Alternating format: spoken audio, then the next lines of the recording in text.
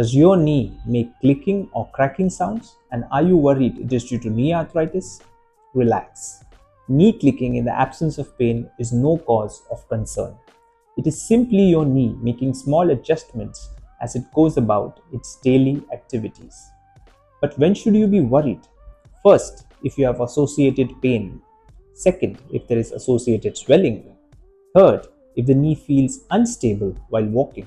And lastly, if it gets locked. Then you should get it evaluated. To conclude, sound alone does not make it arthritis.